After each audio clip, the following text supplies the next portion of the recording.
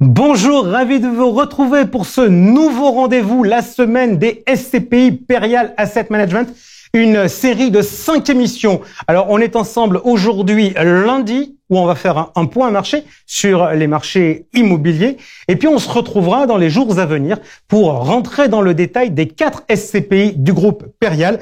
Aujourd'hui, on est donc ensemble pendant une demi-heure pour répondre à vos questions dans cette période juste avant les assemblées générales, dans cette période où beaucoup d'épargnants s'interrogent sur le marché immobilier. Ils sont 3 pour répondre à nos questions. Je vous demande, pour commencer, d'accueillir celui qui est un fidèle du plateau de Et plus encore, Éric Costra, le président de Perial. Éric, bonjour. Bonjour Jean-François. De l'autre côté de la table, on retrouve la directrice RSE et innovation de Perial Asset Management, Anne-Claire Barbéry. Bonjour. Bonjour. Également avec nous, le directeur général délégué de Perial Asset Management, Loïc Hervé. Bonjour. Bonjour Jean-François. Alors, mesdames et messieurs, on est tous d'accord sur la règle du jeu. J'ai des questions. Les associés m'ont transmis des questions puisqu'on est en phase d'assemblée générale. Vous engagez à répondre à tout? Absolument. Allez, on attaque. Alors, les SCPI sont-elles prisées par les épargnants? Ont-elles été prisées par les épargnants en 2022? Alors, les SCPI continuent à être prisées par les épargnants. 2022 a été une année record pour l'ensemble des SCPI et une année record pour les produits Perial, puisque nous avons collecté plus de 800 millions d'euros à travers nos 5 produits, donc 4 SCPI et une SCI. Ok, parfait. Alors, vous disiez qu'on allait faire de la pédagogie. Alors, lorsque des épargnants apportent de l'argent dans une SCPI, cet argent, il a une première vocation, c'est de servir à acheter des immeubles. Et la deuxième vocation de la SCPI, c'est de gérer ces immeubles pour en percevoir les loyers et redistribuer des revenus aux associés. On va donc regarder ces différents marchés de l'immobilier avec vous, Loïc Hervé. Première question, comment s'est comporté le marché de l'investissement en 2022? Alors, une année 2022 très singulière, puisque nous avons commencé l'année avec une certaine forme d'euphorie, un nombre d'investisseurs extrêmement présents sur le marché et des prix agressifs. Et puis une deuxième partie de l'année qui s'est retournée entre le mois de juin et le mois de septembre avec la remontée des taux de financement. Qui fait que le marché est devenu un peu plus atone, des renégociations se sont déroulées et au final, la fin de l'année se termine sur des volumes d'investissement un peu plus faibles. Pour autant, quand on regarde l'année 2022 dans son ensemble, effectivement, plutôt une belle année sur la partie investissement. Ok, parce que là, si on est en train, on va regarder les chiffres sur les chiffres au niveau européen. On voit que on est quand même par rapport à des niveaux qui sont très élevés, comme d'ailleurs on le connaît finalement depuis quasiment 6-7 ans. Oui, tout à fait, des fondamentaux de marché plutôt bien orientés, que sur toutes les classes d'actifs d'ailleurs, que ce soit sur la partie bureau classique, que ce soit également sur les produits alternatifs, l'hôtellerie qui a très bien redémarré post-Covid, les actifs de résidentiel gérés ou le commerce ou le résidentiel. Donc l'ensemble du marché sur l'année 2022 a été plutôt bien orienté en termes de volume. Ok, si on regarde en termes de secteurs, il y a des secteurs qui sont atypiques et qui se distinguent. Je pense notamment à la santé et l'hôtellerie. Oui, alors vous avez raison en sachant que effectivement on est sur des marchés de pénurie sur ces produits-là puisqu'il y a beaucoup moins d'offres disponibles sur le marché qu'il y a de besoins de la part de la population. Ce sont quand même des produits fondamentalement démographiques et donc sur lesquels il y a eu des investissements qui se sont poursuivis assez soutenus avec des classes d'actifs qui ont été beaucoup plus résilientes. Autant on a eu des sujets plus contrastés sur le parti bureau, je pense qu'on aura l'occasion d'y revenir, autant sur ces classes d'actifs, effectivement, les marchés ont été très soutenus. Il y a une question, puisqu'on fait de la pédagogie, Éric, qu'est-ce qui impacte le plus? Donc, Loïc a parlé des taux, on pourrait se dire l'immobilier, c'est concerné, l'immobilier de bureau, on pourrait se dire c'est concerné par l'activité économique, les taux d'intérêt, parce qu'on emprunte, l'inflation, c'est quoi les différents drivers, je dirais? Le changement de rythme de l'année auquel Loïc faisait référence, c'est la remontée des taux d'intérêt. Et la remontée des taux d'intérêt a un impact assez fort sur tout ce qui est les classes d'actifs, et notamment les classes d'actifs dites alternatifs. Et on a eu cette remontée assez brutale des taux d'intérêt qui a modifié à la fois le comportement des investisseurs qui s'attendent également à pouvoir renégocier les prix, et puis également des épargnants qui sont plutôt en période attentiste pour pouvoir réinvestir dans l'immobilier. Ok, donc impact des taux, on va tout de suite regarder non pas la courbe à court terme, mais on va la regarder à long terme de l'évolution des taux d'intérêt. Aujourd'hui, vous vous dites que véritablement, on a changé d'environnement ? On a clairement changé d'environnement. On est rentré dans un nouveau cycle immobilier, donc après avoir connu des périodes ininterrompues de hausse et qui sont liées notamment à l'impact des taux d'intérêt, également à la résurgence de l'inflation aussi, qui n'existait pas dans notre pays depuis longtemps, et enfin surtout donc la rémunération des placements sans risque a augmenté, le plancher était anormalement bas, était proche de 0%, et donc on assiste à une remontée du plancher et donc à une hiérarchisation des taux qui sont en train de se réaliser. Loïc, je reviens vers vous pour parler non plus du marché de l'investissement, ce qu'on a fait il y a de cela quelques instants, mais du marché de la location. Comment s'est-il comporté ? Alors sur la partie bureau, ça suit un petit peu la même logique que la partie, je dirais investissement, dans le sens où il y a des classes d'actifs qui sont extrêmement demandées, les quartiers centraux d'affaires et avec des immeubles extrêmement résilients. Anne-Claire en parlera tout à l'heure sur la partie RSE, mais également sur la connexion. Donc ces bureaux-là ont particulièrement bien résisté et ont vu une demande locative très très soutenue. Et puis on a une deuxième partie du marché qui est plus contrastée parce que déjà impact télétravail, je pense qu'on en reparlera un peu plus tard, et puis également impact de l'emplacement, de l'évolution de la typologie des actifs immobiliers. Donc on peut regarder le marché du bureau dans son ensemble, mais fondamentalement il y a deux dynamiques différentes. Je vois quand même sur le graphique qui était il y a de cela quelques instants à côté de vous qu'il y a une courbe qui remonte très légèrement, c'est le taux de vacances.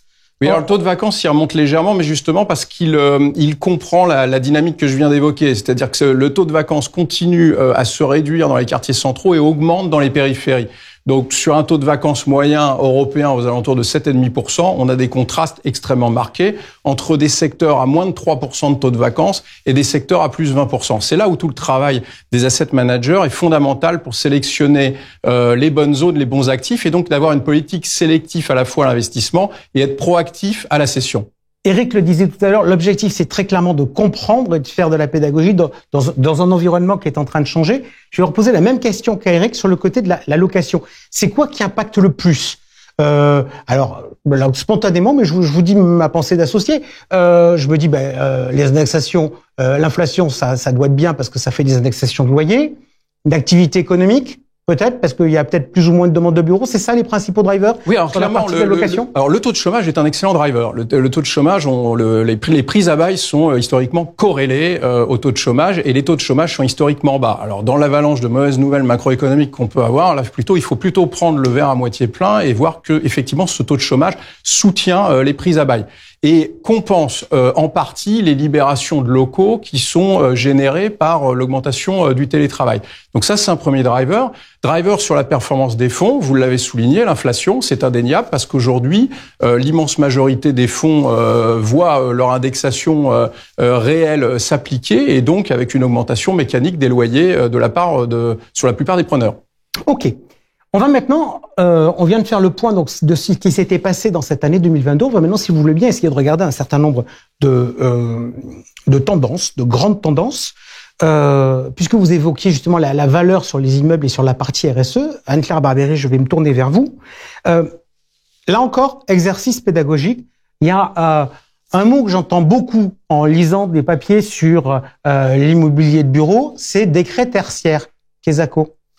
Alors, le décret tertiaire, c'est une réglementation française qui oblige les bailleurs et les preneurs de surface de plus de 1000 m² à s'engager dans une trajectoire de réduction des consommations d'énergie avec des jalons très précis de réduction, moins 40% d'ici 2030 et échelonnés jusqu'à 2060, avec des années de référence prises entre 2010 et 2019. Donc, c'est un vrai dialogue qui doit s'instaurer. Donc ça, c'est un dialogue sur les immeubles qui sont existants. Absolument. Où on doit faire évoluer pour pouvoir progresser.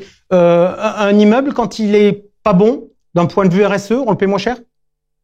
On peut. En tout état de cause, effectivement, la green value est en train d'émerger parce qu'indéniablement, que ce soit à l'acquisition ou nous, on reprice les travaux à réaliser le cas échéant pour les mettre en conformité avec nos feuilles de route, ou à la cession, ou à l'inverse, si le travail n'a pas été fait en toute logique, il y a une discussion avec l'acquéreur du bien, indéniablement, effectivement, cette valeur verte émerge aujourd'hui. Alors, il y a une question, vous l'avez dit, vous l'avez déjà sous-entendu, puis on a dit qu'on n'éluderait aucune question. Il y a une thématique qui revient très clairement du côté des associés. Alors, pouvant prendre deux, il y a de plus en plus de télétravail. Les surfaces des biens loués vont diminuer. Quelle proportion? Est-ce qu'il est encore profitable d'avoir de l'immobilier de bureau dans les SCPI? Et étant donné que les employés travaillent de plus en plus chez eux, qu'est-ce qu'on répond, Éric Cosserin, à ces associés qui... très clairement, on va être honnête, sur ce plateau, depuis le Covid, on a dit, télétravail, quel impact? Aujourd'hui, vous mesurez ça comment et quel impact vous voyez?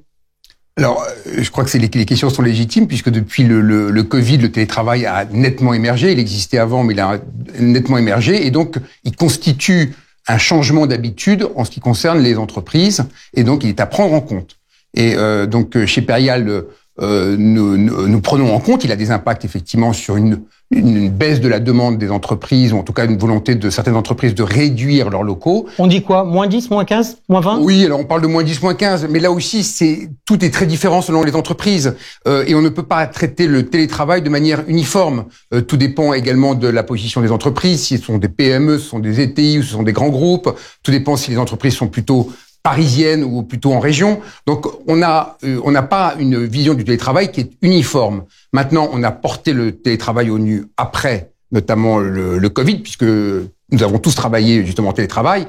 Après ça, est revenu un petit peu, c'est-à-dire qu'on a redécouvert le bureau, en sachant que le bureau est un lieu important de solidarité des collaborateurs, un lieu créatif, un lieu de projet et de progrès. Et on peut se dire également que dans les périodes plus compliquées sur lesquelles nous allons évoluer avec une difficulté économique, le bureau va redevenir central. Donc oui, le télétravail a émergé, oui, il est incontournable, mais le bureau reste quand même indispensable. Ok, j'entends l'argument. Donc il consiste à dire que le bureau, qui est quand même le principal actif qu'on travaille en immobilier d'entreprise, est indispensable, mais qu'il va devoir évoluer. Moi, je vais être très honnête. Je disais tout à l'heure, je suis associé, donc je vous confie mon argent pour que vous achetiez des immeubles et que vous les louiez. Est-ce que vous mettez en place des solutions pour justement trouver des réponses à cette évolution des usages dans le monde du bureau? Deux choses. D'abord, comme je l'indiquais tout à l'heure, on a un marché du bureau à deux vitesses aujourd'hui. Et donc, premier sujet, c'est d'avoir une société de gestion qui va se concentrer sur la première vitesse, je dirais la première moitié, celle qui fonctionne bien. Donc celle qui fonctionne bien, qui est dans les cœurs urbains, qui est dans les quartiers mixtes, qui est bien connecté, qui est bien construit et qui correspond en termes de qualité environnementale et service aux besoins des utilisateurs finaux. Donc ça, c'est notre travail au quotidien d'acheter et de vendre ou de transformer ces actifs pour les mettre en conformité à ces nouvelles tendances. Le deuxième point, c'est les usages. Et les usages, effectivement, évoluent beaucoup, notamment à travers le télétravail dont vient de parler Éric. Et donc, en toute logique, Perial Asset Management s'est posé la question de savoir quelle offre de services complémentaires on pourra apporter. Et donc, aujourd'hui, on lance une nouvelle marque, Factories, en partenariat avec le leader mondial du coworking, le groupe IWG, et qui vise à répondre justement à cette demande dans les quartiers urbains intermédiaires, on va dire, de première couronne, dans des zones mixtes, etc., pour aller capter à la fois la clientèle dans l'immeuble en termes de services, mais également dans son écosystème, dans son ensemble, vis-à-vis du territoire, vis-à-vis des télétravailleurs, offrir des lieux pour pouvoir accueillir toutes ces populations, au service des associés, bien entendu, puisqu'à la fin de la journée, ça va permettre d'augmenter les taux d'occupation financiers. Et juste, c'est que si je comprends bien, ça veut dire qu'en pratique, on pourrait avoir des gens qui aillent faire du télétravail dans des espaces, entre guillemets, qui quittent le centre et qui se retrouvent à faire du télétravail dans un peu plus loin? En fait, ils vont aller les faire en face de chez eux. Et c'est tout l'intérêt également de l'offre qu'on veut mettre en place. Donc, en termes de bilan carbone, l'approche est réellement remarquable. En fonction des entreprises, si vous avez une entreprise qui a 2 ou 3 jours de télétravail, on peut pas imaginer qu'un télétravailleur va rester dans des conditions de logement médiocres pendant 20 ou 30 temps, parce que c'est ça qu'on peut lui proposer aujourd'hui, à 2 ou 3 jours par semaine dans son logement. Donc on est en train de donner la possibilité à ce télétravailleur de sortir de chez lui, d'aller juste en face pour trouver une offre accueillante, une offre riche en termes de sociabilisation, parce que c'est ça aussi qu'on retrouve au bureau, en termes de services et en termes de sécurité sanitaire au travail. Donc ça, c'est extrêmement important et je pense qu'il il faut savoir saisir ces tendances-là et accompagner nos clients qui sont à la fois les grands corporates traditionnels qui continuent à prendre à bail dans nos locaux, mais également cette clientèle qui est beaucoup plus poreuse dans des temps de travail différents. Cette offre-là, en tout cas, proposée par Perial Asset Management, Factories, est là pour répondre à cette question. Ok. Eric? C'est une innovation bureau, c'est-à-dire que nous offrons des tiers-lieux, c'est-à-dire que vous travaillez ni dans le siège social de votre entreprise, ni chez vous, mais Perial peut vous offrir justement donc des espaces de travail qui ne sont pas situés dans l'intramuros, dans Paris intramuros comme tous les espaces de coworking, mais qui seront situés en périphérie. Et notre projet également, c'est de l'ouvrir aux entreprises, à nos entreprises locataires, à d'autres entreprises, mais également à la communauté des associés et des IGP de Perial. Ok. Alors, on est sur les tendances générales. On a parlé du décret tertiaire avec Anne-Claire. On vient de parler de l'évolution du bureau avec le Covid. Je voudrais qu'on s'arrête 2 secondes sur un sujet de place, c'est le sujet de la liquidité des SCPI. Puisqu'on est en période d'assemblée générale, pour préparer cette émission, j'ai regardé les rapports annuels, j'ai regardé les projets de résolution. Dans toutes vos SCPI, vous avez mis une évolution des règles concernant la liquidité. Est-ce que vous pouvez m'expliquer?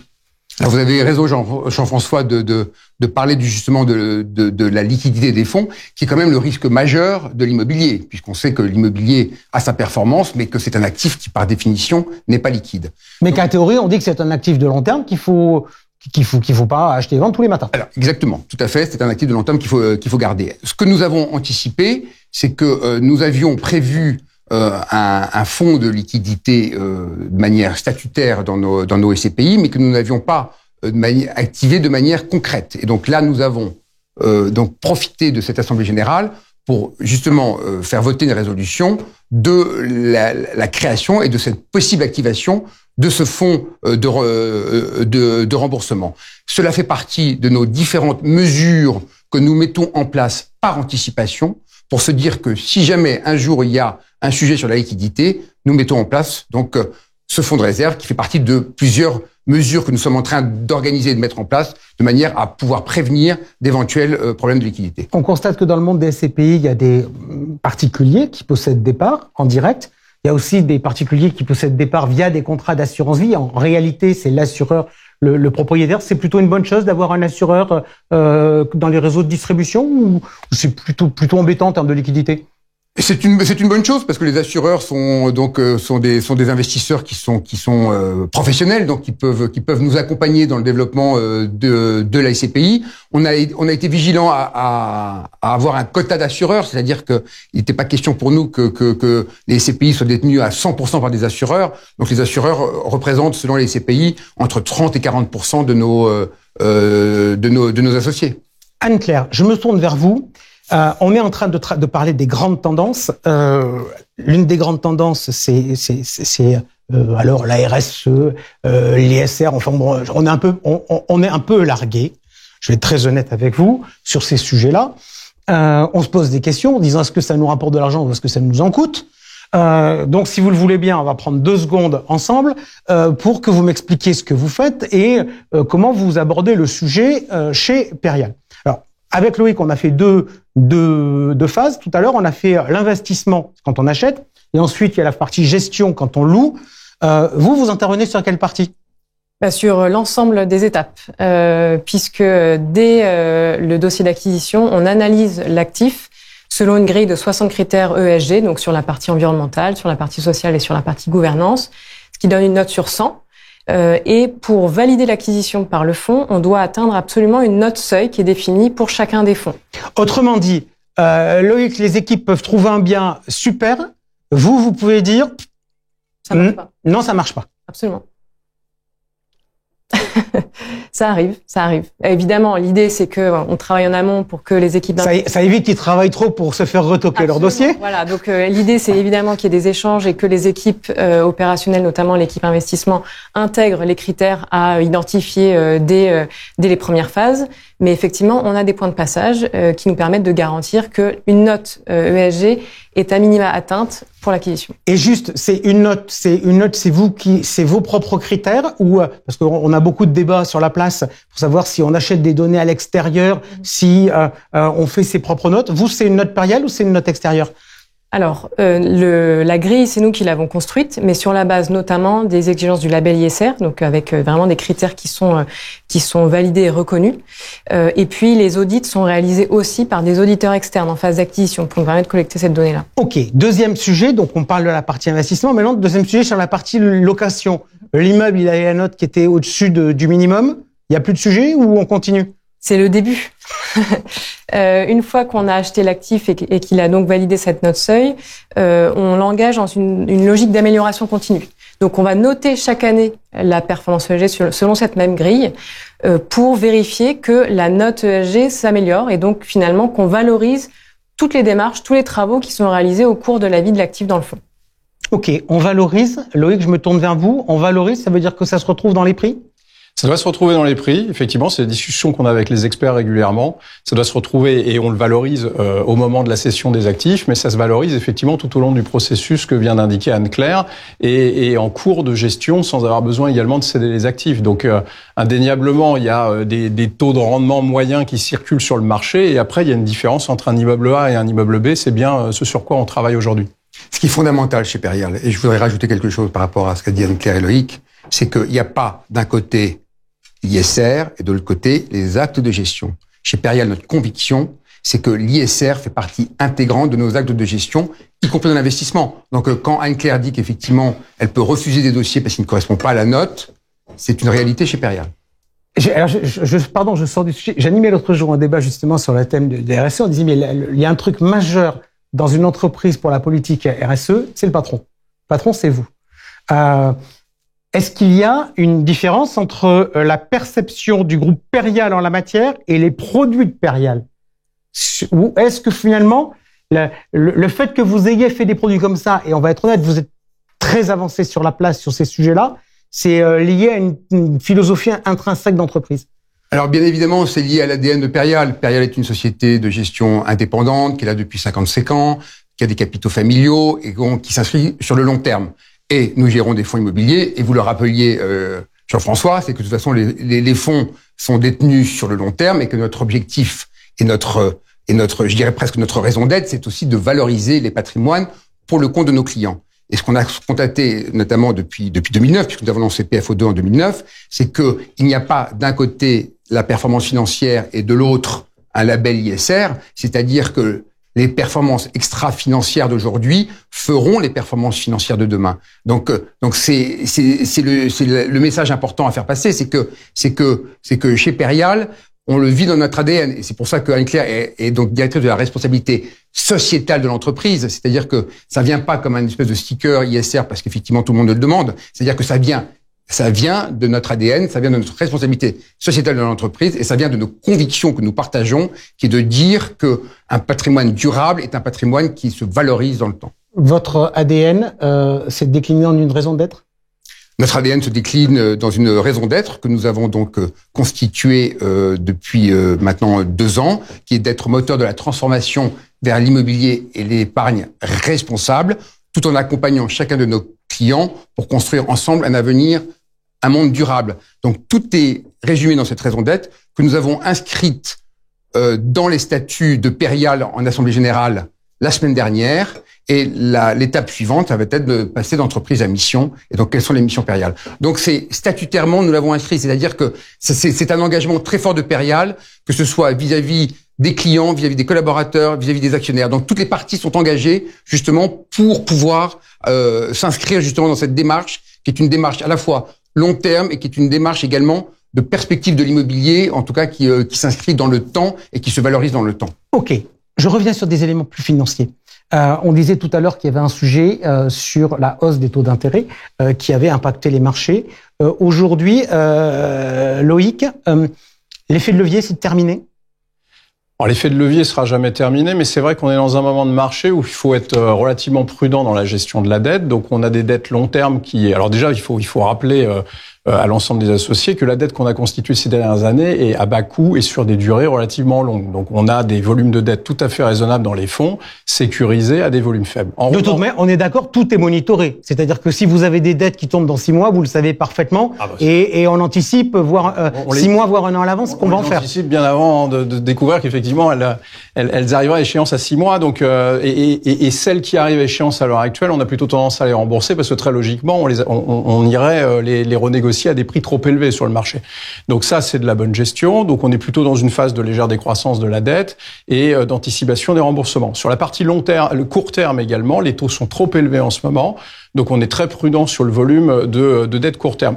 Après, il n'y a pas de raison que ça revienne pas dans un certain momentum de marché à horizon 2024, mais sur l'année 2023, on fera très très peu de dettes et d'une façon extrêmement sélective sur l'ensemble de nos fonds. Anne-Claire, question pour vous. Est-ce qu'il y a un côté RSE dans la gestion de la dette ou est-ce qu'il y a un côté RSE que dans la gestion de l'actif? Absolument, c'est ce que disait Eric. Toute la dimension extra-financière infuse dans l'ensemble des métiers, donc notamment sur le sujet de la dette. On a mis en place en 2022 une structure de financement durable avec 2 mécanismes. Alors désolé, c'est un peu de l'anglais, un Sustainability Linked Loan. Donc grosso modo, c'est un mécanisme de bonus-malus associé à l'actif sur le taux de financement en fonction de la performance extra-financière des fonds. Et il y a un autre mécanisme qui s'appelle le Green Loan, qui est un taux bonifié si le sous-jacent immobilier a des performances environnementales très bonnes. Ok, on est dans la tambouille. L'explication détaillée de ce qui se passe, comment on endette, les typologies de... je vais revenir sur une question plus terre à terre parce que c'est une préoccupation des associés qui s'interrogent sur les valeurs de part. Donc déjà, on va refaire de la pédagogie. Comment est déterminée, Eric, la valeur de part d'une SCPI à capital variable, comme le sont vos SCPI aujourd'hui? Alors d'abord, la base fondamentale, c'est l'expertise. L'expertise, donc qui est réalisée chaque année en fin d'année, qui est réalisée par des experts indépendants de la société de gestion. Et donc, il y a une campagne d'expertise, et donc avec les experts qui font leur travail. Après ça, c'est donc consolidé, et on a donc ce qu'on appelle une valeur de réalisation qui comprend à la fois donc la valeur d'expertise du patrimoine immobilier, et puis tout ce qui est les actifs, les autres catégories d'actifs, notamment la trésorerie, etc. Et donc ça donne le socle. Et puis après ça, vous avez la valeur de reconstitution, donc qui inclut les frais de reconstitution du patrimoine, c'est-à-dire des frais que nous devons payer lorsqu'on devrait racheter donc l'ensemble du patrimoine, et donc ça vous donne ces valeurs-là vous donnent la réalité du patrimoine de la SCPI. Après ça, la réglementation permet à la société de gestion de pouvoir être dans un espèce de tunnel et donc de pouvoir avoir son prix de part qui est déterminé sur la base de ces valeurs d'expertise-là, de pouvoir avoir un peu de latitude et de souplesse pour pouvoir déterminer sa valeur de la part. Pourquoi cette latitude et cette souplesse? C'est que pour éviter de faire des yo-yo, parce qu'on sait que la SCPI, c'est avant tout un produit long terme, lissé, et donc, voilà, et qui permet en tout cas d'éviter peut-être certains à-coups de l'immobilier. Ok. Alors, vous avez donc un canal de plus ou moins 10 par rapport à cette valeur qui est calculée par les experts. Loïc, j'ai envie de comprendre. Donc, je vais vous poser des questions et vous allez me dire à chaque fois une réponse en quelques mots sur l'impact que ça peut avoir sur la valeur d'expertise. Alors, on va commencer par une chose. On va commencer par la hausse des taux d'intérêt. C'est un impact positif ou négatif sur la valeur d'expertise? Indéniablement, les taux d'intérêt effectivement font baisser les valeurs d'expertise dans le sens où effectivement on a une décompression des taux. Par contre, après, il faut le regarder dans le détail en fonction des typologies de produits, des typologies de marché et de la qualité des actifs. Ok. L'occupation des biens, ça fait monter ou ça fait baisser la valeur d'expertise? C'est plutôt monter. Le meilleur immeuble, c'est celui qui est intégralement loué. Ok. L'inflation, ça fait monter, ça fait baisser la valeur d'expertise? Ça la fait monter également parce que mécaniquement, effectivement, les revenus sur la valeur de l'immeuble montent. Alors, je poursuis mon raisonnement. Si je regarde un peu ce qui s'est passé dans l'environnement, l'inflation, ça a été plutôt bien. Les taux d'occupation, on verra SCPI par SCPI lors de nos prochaines émissions. L'évolution des taux, ça a été défavorable. In fine, les valeurs d'expertise en 2022, elles ont donné quoi? Elles ont donné des baisses très mesurées, comprises selon les fonds entre moins 0,5 et moins 1,8%. Donc c'est bien le reflet de ce que vous indiquez, c'est-à-dire la combinaison de l'ensemble de ces facteurs-là. J'ajouterai tous les facteurs dont on a longuement parlé avec Anne-Claire sur la partie ESG, qui sont absolument fondamentaux et qui sont de plus en plus pris en compte, je pense, dans les expertises, qui fait qu'il y a des patrimoines qui sont plus ou moins résilients par rapport à d'autres. Okay. Je rajouterais à ce que dit Loïc, c'est-à-dire que la valeur des expertises n'a pas justifié une modification du prix de part à la hausse, parce que de toute façon, on était plutôt flat ou on était plutôt en légère baisse, et ni à la baisse, parce que justement, Perial rentrait dans les tunnels qui permettaient d'avoir donc un prix de part stable. Allez, je vais rester avec vous avec une dernière question. Est-ce que on voit que l'environnement est en train de changer, est-ce que la SCPI reste un produit intéressant ? La SCPI, bien sûr, reste un produit intéressant et elle reste encore compétitive dans la compétition des produits d'épargne.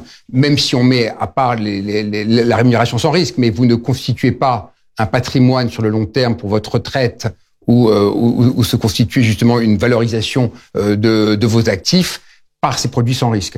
Donc oui, la SCPI reste un produit favorable sur le long terme dans l'épargne des Français.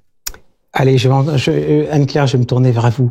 Pourquoi ? Parce que les prochains jours, on va se retrouver pour faire une émission et on rentrera dans le détail de chacune de ces SCPI. On va les voir tout de suite à l'image. Ces SCPI, elles sont au nombre de 4. PFO2, PF Grand Paris, PF Hospitalité Europe et PFO. Tout ont le label ISR ou pas ? Presque. Donc on a le label ISR sur PFO2 depuis 2020, sur PF Grand Paris depuis début 2022 et sur PFO depuis début 2023. Et on vise à obtenir le label ISR sur PF Hospitalité Europe d'ici la fin 2023. Et tout à l'heure, vous m'avez expliqué 2 temps. Vous m'avez expliqué une réflexion au niveau de l'investissement, puis ensuite un travail avec les locataires pour améliorer les notes des actifs. C'est le même process pour tout le monde ou chacun a un peu des spécificités ? Alors, on a un socle commun avec cette fameuse grille de 60 critères, mais avec des pondérations qui mettent en avant la stratégie d'investissement des fonds en fonction des thématiques E, S et G. Donc, on a une même méthodologie, une même logique de notre seuil, une même logique d'amélioration continue. Ça, c'est valable pour l'ensemble des fonds. En revanche, il y a des spécificités en termes d'objectifs extra-financiers sur chacun des fonds. L'idée étant de pouvoir anticiper des réglementations et pouvoir continuer à innover dans un environnement qui se réglemente de plus en plus. Eh bien, on en parlera lors de nos prochaines émissions. Merci Anne-Claire d'avoir été avec nous. Merci Loïc également. Tous les deux, il va falloir revenir parce que vous serez avec nous lors de nos prochaines émissions pour parler de SCPI. Je rappelle, nous sommes aujourd'hui lundi, donc c'est dans 2 jours où l'on aura Grand Paris. Après, on aura PFO2. Et puis la semaine d'après, on se retrouvera pour PFO et PF Hospitalité Europe. Merci beaucoup. Eric Cosra, d'avoir joué le jeu de la vérité, le jeu des questions-réponses avec les associés dans ce nouveau format. Dernier mot de conclusion ? Écoutez, je pense que on attend beaucoup de ces émissions et on espère pouvoir apporter dans une période qui est effectivement compliquée, complexe, de pouvoir apporter toutes les réponses nécessaires aux associés sur un marché immobilier qui est en pleine évolution. Merci beaucoup à vous. On se donne rendez-vous dans 2 jours si vous êtes investi sur PF Grand Paris, mais cela dit, si vous n'êtes pas investi, vous pouvez regarder aussi. Sinon, je vous ai donné le programme tout à l'heure. On compte sur vous. Merci. À bientôt. Ciao.